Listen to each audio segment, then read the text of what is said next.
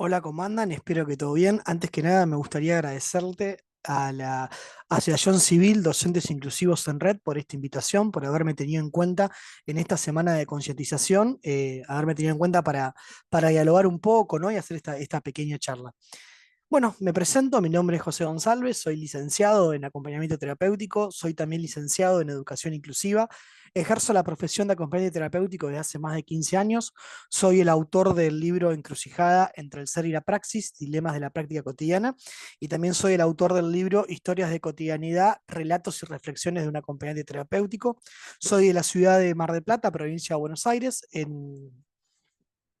en dicha ciudad ejerzo la función de director en un centro terapéutico, puntualmente en lo que sería el Centro Terapéutico del Sur. Y bueno, ahora que ya les sale un poquito más de mí, por así decirlo, me gustaría focalizarlos en lo que sería la temática que nos convoca hoy. Hoy más que nada me gustaría hablarles de lo que serían los diferentes modelos que giran en torno a la discapacidad, puntualmente los diferentes paradigmas, cómo estos influyen en lo que sería la educación inclusiva, ¿no? Y a la vez me gustaría hablarles un poco del acompañamiento terapéutico y más que nada por ahí las principales dificultades que se le presentan a los acompañantes a la hora de trabajar en el ámbito educativo. Bueno, cuando hablamos de los modelos históricos en torno a la discapacidad son tres, básicamente es el modelo de prescindencia, el modelo rehabilitador y el modelo social. El modelo de prescindencia se podría dividir en dos submodelos, por un lado el modelo eugenésico y por otro lado el modelo de marginación. Si teníamos que situar históricamente el eugenésico, podríamos hablar de lo que sería la antigua Grecia, puntualmente se consideraba a la discapacidad como un castigo de los dioses, se consideraba que una persona con discapacidad no tenía el derecho a la vida, básicamente, y lo que se terminaba haciendo era se terminaba sacrificando, se terminaban haciendo muchos infanticidios, por así decirlo.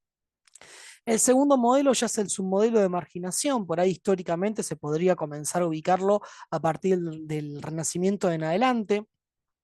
Y si bien, bueno, básicamente lo que pasa en el modelo de marginación, perdón, es que se considera que la persona con discapacidad no tiene nada que aportar a la sociedad, entonces como no tiene nada que aportar hay que aislarla, hay que marginarla, por así decirlo, ¿no? Esto explicado muy a grandes rasgos, se considera que la causa de la discapacidad sigue siendo un tema religioso, sigue siendo un castigo de los dioses en su modelo de marginación.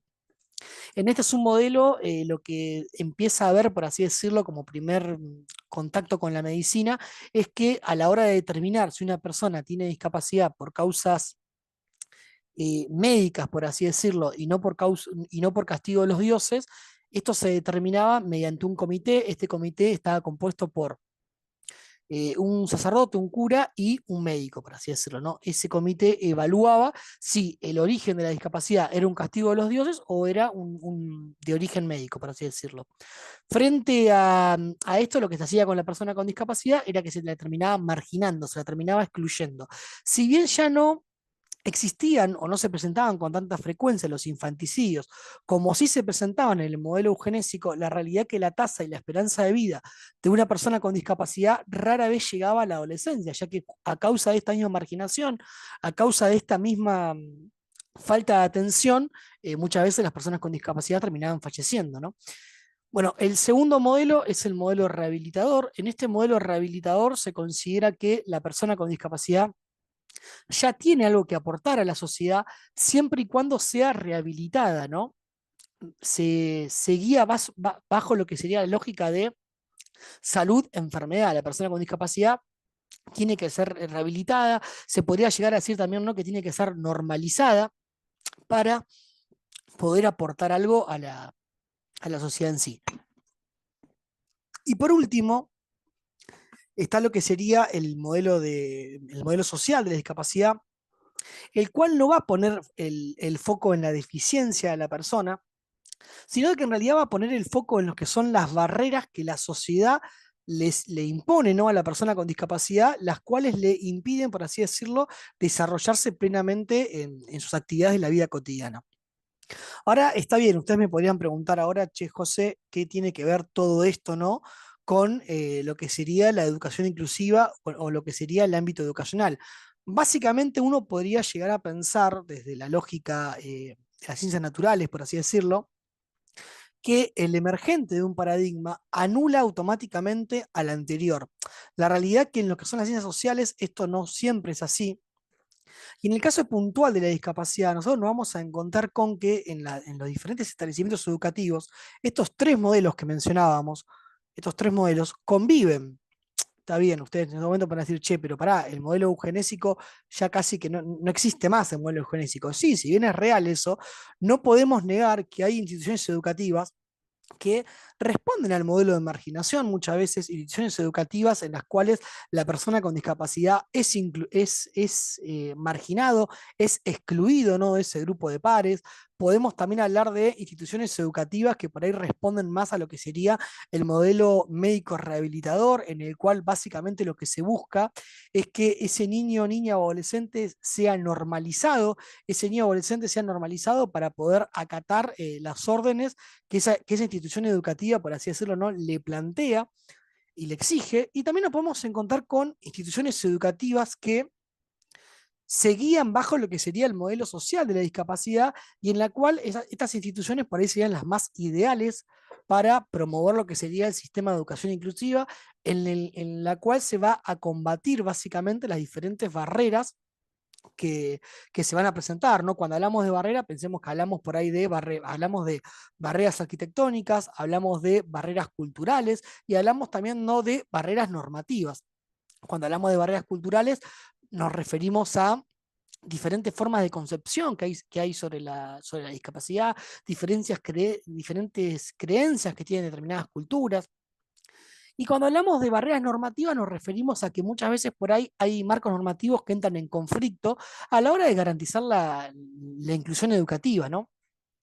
Y a nosotros, por ejemplo, nos pasa mucho en el centro que trabajo que muchas veces cuando vamos a una escuela a luchar, por así decirlo, por los derechos de ese niño, niña o adolescente, nos encontramos con este choque de barreras en el sentido de que por ahí, no sé, nos ha pasado de presenciar que el directivo de escuela común, por así decirlo, la escuela a nivel, manifieste que existe determinada normativa por el cual esa persona con discapacidad no podría acceder, no sé, a una adecuación, por así decirlo, de contenidos. Nos pasó puntualmente con un caso que la escuela lo que sostenía era que según determinada normativa, como este joven no tenía un CUT, no tenía un certificado único de discapacidad, no podía acceder, por así decirlo, a una readecuación, perdón, más que de contenidos, era una modificación a la hora de evaluación, ¿no? Y en ese mismo debate también había un directivo de educación especial que sostenía que había marcos normativos que garantizaban básicamente ese derecho del niño que se encontraba en pleno proceso de diagnosticación. A ver, en este punto me gustaría mencionar que siempre que haya choques de marcos normativos, siempre va a primar el que más garantice los derechos de ese niño, el que menos vulnere los derechos de esa persona. Y algo muy importante que hay que tener en cuenta en lo que respecta a nuestro país, Argentina, es que nuestro país está adherido a la Convención de los Derechos de las Personas con Discapacidad. Y esta convención tiene carácter constitucional. ¿Qué quiere decir esto? Que esta convención está por arriba de cualquier ley, de cualquier resolución provincial, nacional que pueda llegar a existir. Y esto me parece algo muy importante porque muchas veces por ahí se vulneran los derechos educativos del niño, niña o adolescente y no se tiene en cuenta esta convención, en el discurso, no me estoy hablando, que si se tendría en cuenta, muy fácilmente se tendrían que garantizar los derechos de esa persona.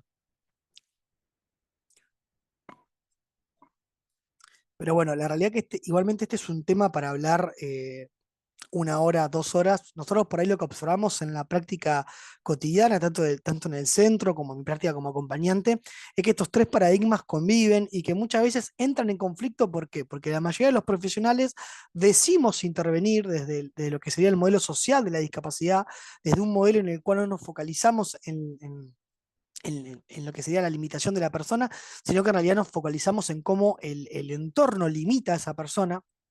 Discursivamente decimos eso, pero por ahí muchas veces en el accionar terminamos haciendo acciones que están más cercanas a lo que sería, por ejemplo, el modelo médico, ¿no? Pero bueno, eso como les dije hoy, tenía ganas de hablar un poquito de esto y también tengo ganas de hablar un poquito de lo que sería la figura del acompañante terapéutico, sobre todo en el ámbito educativo, ¿no? Bueno, yo no sé si les mencioné, soy de Mar del Plata, soy de la provincia de Buenos Aires, entonces por ahí me voy a focalizar más que nada en lo que sería provincia de Buenos Aires. A la mayoría de los acompañantes terapéuticos en el ámbito educativo de provincia de Buenos Aires, los que nos suele pasar por ahí es que hay un desconocimiento muy grande sobre cuál es el rol y función del acompañante terapéutico dentro del ámbito educativo.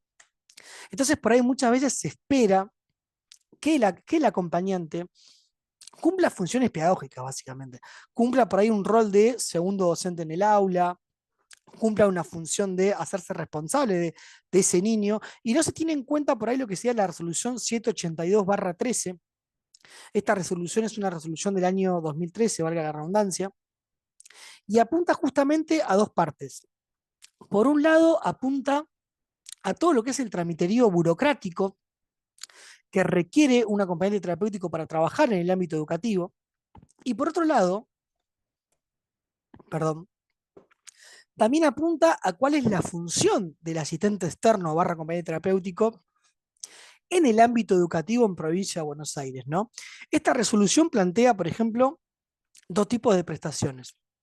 Una prestación asistencial y una prestación terapéutica. A ver, recordemos que el acompañante terapéutico, su principal función dentro del ámbito terapéutico, dentro del ámbito educativo, perdón, va a ser más que nada cumplir un rol terapéutico en conjunto con el resto del equipo interdisciplinario de ese niño, eh, poder cumplir esos objetivos, pero no va a tener responsabilidad de lo que es el contenido pedagógico, por así decirlo. Esta resolución manifiesta, por ejemplo, acá este texto es puntual de la resolución y dice, ¿no? Apunta a la intervención social dentro del ámbito escolar. Su accionar está dirigido a la atención, asistencia y o apoyo personal en distintas actividades dentro de la escuela, al establecimiento de relaciones vinculares y también a la contención física o emocional del alumno cuando lo requiera. Y también la misma resolución manifiesta, ¿no? La intervención pedagógica está a cargo de todos los docentes del sistema educativo que están involucrados en la enseñanza, centrada en el proceso de enseñanza y de aprendizaje y en el desarrollo de la propuesta educativa pedagógica definida para el alumno. Bueno, en este punto, como les mencionaba, una de las principales por ahí dificultades que se le presenta al acompañante terapéutico en el ámbito educativo es justamente que se le exige muchas veces por ahí cumplir una función pedagógica cuando en realidad el AT no fue formado para esto. Yo en este punto también he visto muchas discusiones en las redes sociales, por ahí mucho enojo de parte de algunos docentes diciendo, bueno, pero pará, si el acompañante terapéutico no va a apoyar en la parte pedagógica, ¿para qué está un acompañante terapéutico? Es un debate muy amplio, muy largo. En este punto yo pienso que, por ejemplo, estaría bueno comenzar a incorporar la figura también de lo que es el licenciado en educación inclusiva. La figura del licenciado en educación inclusiva está bastante vigente en lo que es la provincia de San Juan. El licenciado en educación inclusiva es una formación de grado, es una licenciatura de ciclo complementario, el cual pueden acceder únicamente los técnicos en acompañamiento terapéuticos y los docentes, ¿no? Y la figura del licenciado en educación inclusiva tiene ambas patas. Tiene, por un lado, la parte pedagógica y por otro lado, la parte terapéutica. Pienso que por ahí también no sería tan loco o tan desatinado comenzar a imaginarnos dentro del ámbito educativo la figura del licenciado en, en educación inclusiva, sobre todo no para que toda la responsabilidad no caiga sobre el acompañante y termine siendo como una especie como de guerra muchas veces entre el acompañante y el docente. A ver, yo pienso que el acompañante, en ese sentido, en el ámbito educativo, también tiene que trabajar en conjunto con el docente, también tiene que trabajar en conjunto con los directivos, tienen que trabajar, a ver, en conjunto básicamente con todos los agentes que intervienen en el proceso de inclusión de ese niño, niña o adolescente. Tiene que trabajar básicamente por intermedio de la psicoeducación, tiene que trabajar por ahí brindándole herramientas al equipo docente, a personal de maestranza, a los directivos, sobre cómo vincularse con ese niño, cómo planificar diferentes estrategias con ese niño, ¿no? Eh, Tiene que trabajar básicamente interdisciplinariamente, algo que muchas veces por ahí no pasa, lamentablemente. Pero bueno, ese por ahí ya es tema de otro video. Así que bueno, no lo quiero hacer muy largo. Espero que lo hayan disfrutado. Ante cualquier duda o consulta, mi Instagram es @lic.gonsalvesjosé. Si quieren llegar a profundizar en algún tema de los que hemos visto muy brevemente en este video, cuentan con mi Instagram para cualquier duda o consulta. Así que bueno, eso fue todo. Espero que lo hayan disfrutado y un abrazo grande. Y nuevamente muchas gracias a la Asociación Civil Docentes Inclusivos en Red por tenerme en cuenta. Chau, chau.